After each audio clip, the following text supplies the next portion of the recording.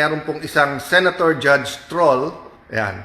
Yung Senator Judge Troll na yon ay trinotroll ako halos araw-araw, pero panay marites or panay inconclusive, ika nga, argumentative, hearsay.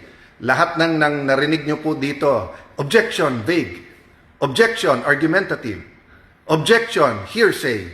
Ang mga pinagsasabi, rather than iiwan na sa tamang ahensya ang pag-iimbestiga. So ngayon naman po ang sinasabi ay yung mga part na yan ay kukunin ng national government.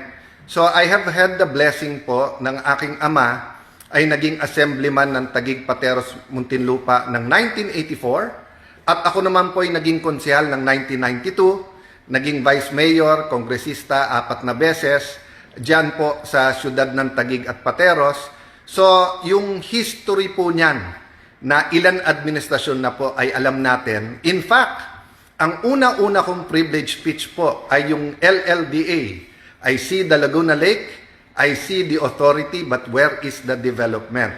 So kung gustong tignan po ni Senator Lacson, ang ating pong Senator Judge Troll, ang development dyan sa lake, he is most welcome. Kung gusto niya medyo kalkalin yung ginagawa ng LLDA, why not po?